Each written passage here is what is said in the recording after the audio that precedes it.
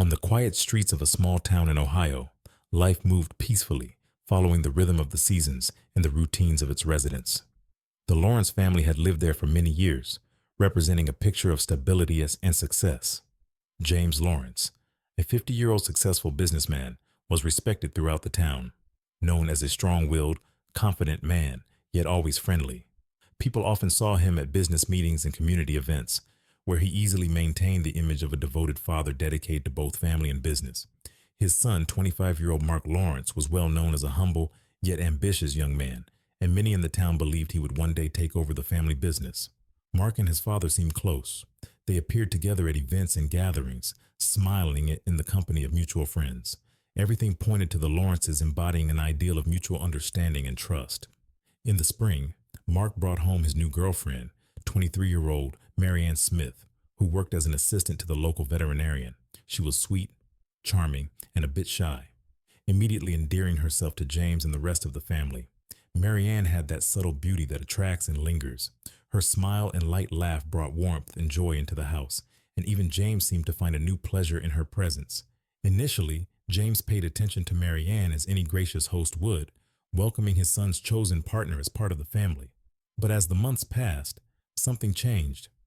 By summer, as the evenings grew longer, Mark began to notice his father lingering on Marianne just a bit too long and addressing her more often, even when it seemed out of place. These moments were subtle, a light touch on her shoulder, a slightly more lively tone when James spoke directly to her, leaving Mark in the background. Although these incidents weren't frequent, whenever the three of them were together, Mark felt an increasing tension that he tried to ignore.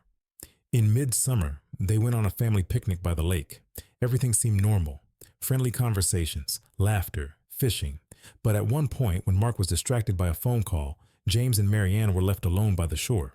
When Mark returned, he saw his father leaning towards Marianne, laughing at something she had said and holding a gaze full of something that Mark couldn't quite define. That look stirred a sense of unease in Mark, an emotion he couldn't fully understand yet couldn't shake. By autumn, the situation had intensified. James began showing unexpected interest in Marianne, inviting her to family business lunches or weekend outings when Mark was busy. Mark didn't want to disappoint his father by declining, but soon he grew uncomfortable with how often these invitations repeated. At one point, Mark realized that his father seemed to know too much about Marianne, her favorite foods, places she wanted to visit, her book preferences. This struck him as odd. Marianne hardly shared these details with anyone. One night, when Mark returned home late, he noticed light and voices coming from his father's study. Approaching the door, he heard conversation but couldn't make out the words. As he was about to enter, his father's laughter and Marianne's soft voice suddenly became clear.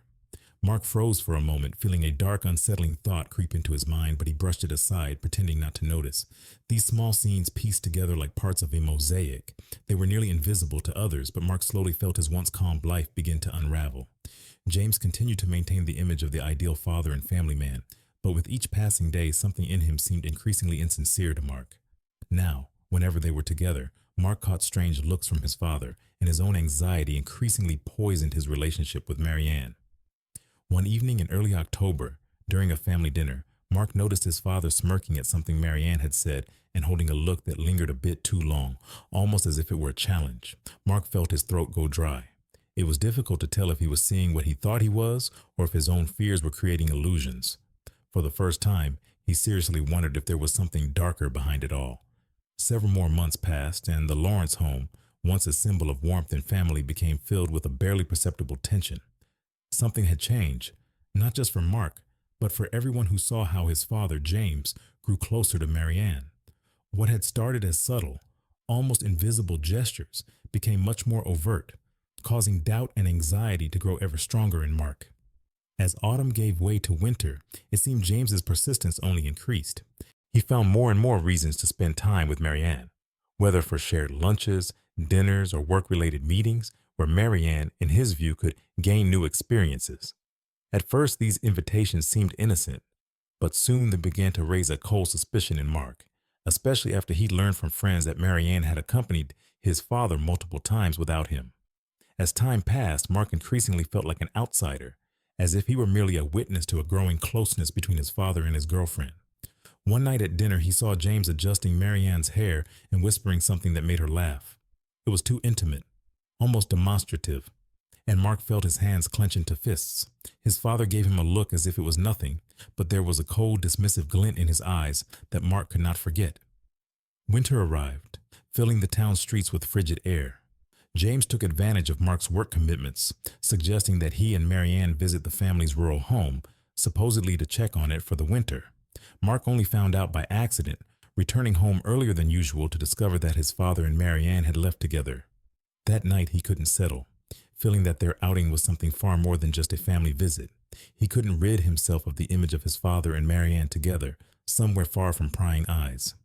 One evening, while talking to a friend, Mark heard something that confirmed his worst suspicions. His friend casually mentioned that he had seen Marianne visiting James's house several times at night when Mark wasn't there. While the friend only remarked on it as an oddity, for Mark, it was an unmistakable sign that things had gone much further than he could have imagined. Misunderstanding and jealousy were eating away at him from the inside, turning every shared dinner or meeting into a real ordeal. He could no longer look at his father as a role model. Every time James and Marianne were together, Mark felt them slipping further and further away from him. A few weeks later, Mark decided to discuss his concerns with Marianne. He cautiously hinted at his worries, trying not to sound jealous or suspicious. But her reaction made him fall silent. She avoided meeting his gaze. Her answers were brief and restrained, as if she was hiding something. Mark noticed her hands tremble slightly when he brought up the subject, which convinced him that something was definitely wrong. Evenings at the Lawrence house grew increasingly tense. James continued to treat Mark as his son, but sometimes there was a cold, detached glint in his eyes. These were brief moments, yet Mark felt them like a knife cutting through the illusion he had tried so hard to maintain. He no longer had any doubt that there was more than just casual affection between his father and Marianne. One evening in late winter, after another tense night, Mark returned to his room and decided he couldn't keep pretending. A determination began to grow inside him to find proof that would finally reveal the truth behind those strange glances and gestures. By late winter, Mark was on the edge. His suspicions, once like faint shadows, had turned into a certainty that haunted him day and night. What had started as a fleeting feeling of discomfort now consumed him from within, like a poison, paralyzing him with each step. He knew he had to uncover the truth, even if it would destroy everything he once considered family and love. Each day, James and Marianne grew less cautious, as if the sense of danger had completely left them. One evening, when Mark came home later than usual, he heard strange sounds coming from his father's study. Hardly aware of his actions, he moved closer to the door and stopped, listening. The room was silent, broken only by soft whispers and barely audible sighs. Mark's heart was pounding and he knew he shouldn't eavesdrop, but he couldn't make himself step away. Finally, he slightly cracked the door open and saw a scene he would never forget. In the dim light of the desk lamp, he saw his father, James, sitting on the edge of the desk, pulling Marianne close to him. Their gazes were full of a secret fire, as if no one else existed around them. In that moment, they were too absorbed in each other to notice they were being watched. James ran his hand down her neck, fingers trailing lower, and there was no hint of fatherly care in his touch. These were gestures Mark was used to seeing in novels, but never in his own home. Overwhelmed with horror and unbearable pain, Mark slammed the door shut, rushing away before they could realize he had been there. His mind refused to accept what he had seen, but his heart couldn't forget, and he felt hatred mixed with despair, sparking a storm within him that he could barely control. This scene, cold and cruel like a blade, left an indelible scar on his soul, shattering his last hope that it had all been his imagination. The next day, Mark was consumed by anger and a desire for revenge. He knew he could no longer ignore this. The resolve to find evidence became an obsession. If he wanted to free himself from this pain, he needed to expose both of them and maybe ruin them as they had ruined him. He began acting cautiously, trying not to reveal his true intentions. Several times when his father was at meetings, Mark entered his study, hoping to find anything that could confirm his suspicions. Files, phone records, even his email, he searched through everything with frantic determination, stopping at nothing. After several days, he stumbled upon what would be the final straw: love letters and photographs capturing James and Marianne in intimate moments. The words on paper confirmed his worst fears. These notes, filled with promises and hidden passions, tore his heart apart. Unable to contain his rage, Mark took the evidence and confronted his father that same evening, hoping to see at least a flicker of remorse on his face. James approached him with his usual calm, but the moment he saw the letters and photographs in Mark's hands, his face twisted in an indescribable mix of fear and anger. Mark, trembling with fury, began shouting, unleashing all his pain, resentment, and hatred onto his father. But to his surprise, James didn't attempt to explain himself. His gaze remained cold, and a barely noticeable smirk appeared at the corners of his mouth, only intensifying the feeling of betrayal. It was as if he felt no guilt whatsoever. Instead, there was a spark of disdain in his eyes, as if Mark were a weak rival he had already surpassed. Mark was so stunned that he lost the power of speech for a moment. At that instant, he saw not his father but an enemy, a man willing to sacrifice anything for his own desire and control. When their eyes met again, Mark felt the rage inside him grow to an unbearable level. Mark stood there, trembling, clutching the photographs and letters that had torn away the last remnants of his peace. James's gaze, cold and detached, met his eyes a look filled with contempt and self-assurance that burned Mark to the core. His father's face showed no hint of remorse, and instead of apologies, Mark saw only that familiar smirk that shattered the last illusions he had once held about James. "Is that all you found?" James said calmly, with an almost condescending tone, as if this entire scene wasn't worth his time. His voice, cold and firm, left no room for reconciliation. Overcome with unbearable fury, Mark flung the photographs to the floor and lunged at his father, not realizing how far things would go. He couldn't hold back any longer. The hurt and anger surged through him like a wild wave. He grabbed James by the collar, shouting in his face, trying to release all the feelings he had kept inside for so many months. "You destroyed everything," Mark's voice cracked, but he barely noticed. "How could you betray me? How could you mock me like this?" But James didn't back down. Instead, he responded with a shove, which was the last straw for Mark. The fight flared up quickly, and the punches that followed were so intense and furious that Mark no longer knew if the man before him was his father or an enemy. They fought fiercely, wrecking everything in their path. The table overturned, and fragments of statues scattered across the floor as both opponents, battered and breathless, barely held their ground. James, in a burst of rage, pushed Mark against the wall and noticed the heavy bronze figurine on his desk. It seemed that the fear of losing control had driven him to madness. He grabbed it without a word, raised it above Mark's head, ready to strike. At that moment, the figure before him was no longer his son, but a man who had to disappear for James to protect his life. "I won't let you threaten me anymore," James snarled, his face twisted in fury, and his hand clutching the figurine shook as if the last drop of hatred had finally spilled over. With the last of his strength, James brought the figurine down on Mark's head. The blow was so strong that Mark collapsed to the floor, his face stained with crimson blood. James, in a trance, struck again, losing himself in a frenzy he couldn't control. The blows kept coming and blood spread slowly across the floor, leaving dark, terrible stains that soaked into the carpet. Finally, James stopped, breathing heavily. He lowered the figurine, which fell to the floor with a dull thud. He stood over his son's lifeless body, fully aware of the monstrosity of what he'd done, but feeling neither regret nor horror. Marianne, frozen in terror in the corner, covered her mouth with her hands, unable to believe what she had just witnessed. The room was gripped by a chilling silence, broken only by James's heavy, uneven breathing as he stood over Mark's bloody body.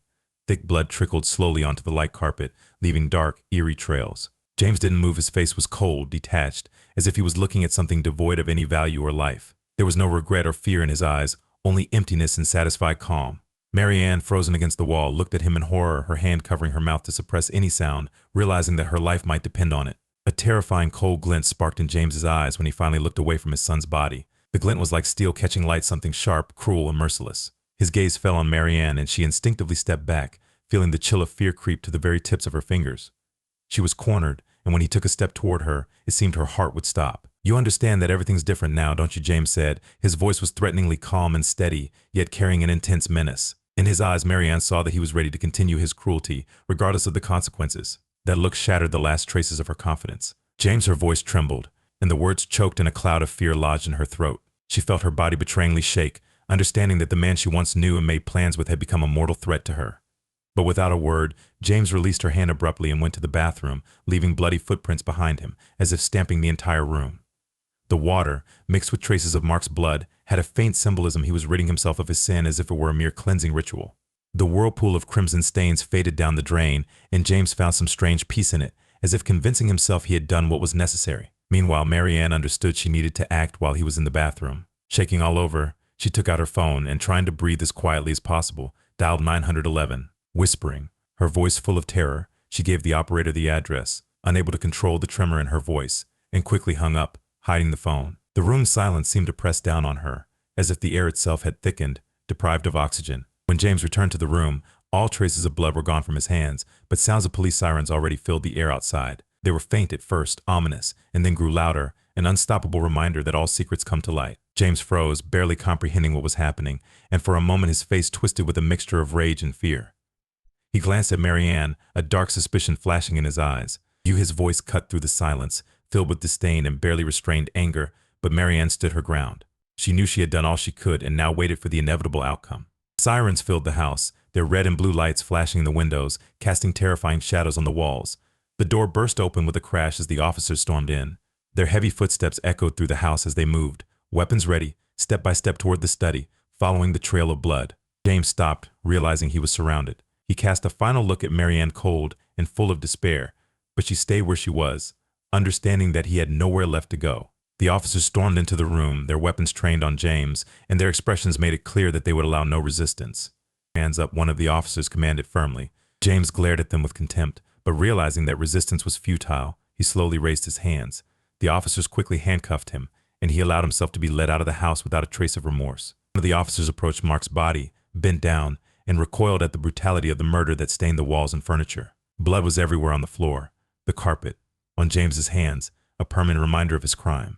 James stood motionless, like a statue, showing no sign of remorse, his face as cold as it had been the moment he dealt the final blow to his son. Marianne finally collapsed to the floor, utterly drained by tension and fear. She remained in the room, surrounded by the traces of the nightmare she had witnessed, not only the shattered furniture and blood, but also the lost sense of safety and trust. After James's arrest, the Lawrence home, once a symbol of peace and prosperity, became a grim monument to the tragedy that had occurred. Police scoured every corner, gathering evidence and examining each blood-stained item to reconstruct the timeline of that fateful night. The room where the murder took place was meticulously documented. Photographs captured signs of desperate struggle, overturned furniture, bloodstains seeping through the carpet, and the cold, lifeless expressions of those who were caught up in this tragedy. Officers recorded each detail, each trace, as though wanting to lift the veil concealing the true brutality of what had happened. At the same time, the investigation and questioning of Marianne began, the only surviving witness whose testimony became crucial to unraveling the tragic sequence of events. Her voice was weak but steady as she recounted her memories of the weeks leading up to that night. She described how James had become increasingly controlling and distant, crossing boundaries and causing her to feel anxiety and fear. She admitted that throughout their interactions, James had been obsessively domineering, disregarding her emotions and concerns, as if her feelings didn't matter to him. The evidence collected confirmed Marianne's words. Police found letters, notes, and hidden photographs documenting their secret meetings. These clues revealed the disturbing manipulation with which James controlled his loved ones, torn between his role as a father and his hidden desires. Forensic analysis confirmed that the blows to Mark's head had been inflicted with a heavy object, a bronze figurine bearing James's fingerprints. Now, the murder scene became ever clearer, and each new fact added more horror. As the details of the case became public, each revelation intensified the horror and shock. Journalists described James as a cold, calculating man who had strived to maintain his reputation despite his destructive inner passions. The public was horrified. A respected businessman, seen as a role model, was in reality a man whose hidden desires had led to tragedy, leaving no room for excuses or pity. In court, James remained cold and composed, seemingly unrepentant. His detached gaze and calm demeanor only reinforced the prosecutor's argument that he felt no remorse. Witness testimonies, photographs, and police findings were the only voices from that night that finally revealed the horrifying truth. The sentence was harsh and final. James Lawrence received life imprisonment without the possibility of parole. The Lawrence home, shrouded in dark secrets and blood, stood vacant for a long time, silently reminding all of ruined lives and shattered destinies. This tragic story remained in the town's memory, serving as a grim warning of where dark, uncontrolled desires can lead if their chain is not broken in time. After that fateful evening, James Lawrence's life in prison became an endless series of gray, monotonous days, devoid of meaning or freedom. His former confidence and cold disdain for others faded, replaced by a dwindling sense of self-respect and the growing realization of the destructive consequences of his actions. At first, he tried to maintain an air of control, but the prison walls quickly stripped away the confidence he once wielded over his family and business. James was surrounded by people to whom his past success and wealth meant nothing. He was just another inmate serving time for a heinous crime. Initially, he tried to keep to himself, avoiding interactions and conflicts, but his cold, detached stare drew unwanted attention. In a world where every day could be dangerous, he learned to stay quiet and inconspicuous, losing the assertiveness that once defined him. Nights became a time of tormenting reflection. Alone in his cell, he couldn't escape memories of what had happened. Visions of his son's final look and the horror on Marianne's face filled his mind. He rarely slept peacefully. His dreams were dark and haunted by ghosts of the past, the very ghosts he tried to ignore in his life outside. Over time, James felt loneliness more intensely than ever. Those who had once known him had turned their backs on him completely, and the home and life he had once taken pride in became nothing more than a distant shadow. No one came to visit, no one wrote letters, and eventually he was utterly alone. His world had shrunk to a stone cell that became his prison, not only physically but emotionally. James realized that his former life was destroyed, and now he had nothing left but regret and emptiness. For Marianne, life after that terrible night was no less difficult. Loss of trust, fear, and endless nightmares became her constant companions. She tried to return to a normal life, leaving the past behind, but fear and guilt wouldn't release her. Leaving her hometown, she moved to a small town where no one knew her story. She found work at a veterinary clinic, trying to regain stability and surround herself with the comfort of caring for animals, who seemed to help her temporarily forget what had happened. Her colleagues saw her as kind and modest, but sometimes noticed a certain detachment in her gaze, as if her thoughts were far away from what was happening around her. Marianne tried to focus on self-improvement, enrolling in meditation and yoga classes in hopes of regaining inner peace. But even after months of effort, she found it hard to shake the feeling that she was still living in the shadow of that tragedy. Every morning, looking at her reflection in the mirror, she recalled the fear she had felt and couldn't rid herself of the guilt for not being able to prevent what happened. Over time, however, Marianne managed to find a semblance of peace, though it was a calm achieved through pain and isolation. She avoided new acquaintances and close relationships, unwilling to attach herself to anyone and fearing to repeat the mistakes of the past. Her life became quiet and almost solitary. Working with animals brought her solace, and only in their company did she feel truly at ease. In the evenings, when her house was silent, the memories returned. She could once again see the blood-stained room and James's cold face standing over his son's body. These visions caused her to wake up in the middle of the night, drenched in cold sweat, feeling as though she was still trapped by what had happened. Her life became a constant reminder of how fragile trust can be and how dark desires can destroy lives. In this way, James and Marianne remained bound by a single tragedy that had forever altered their lives,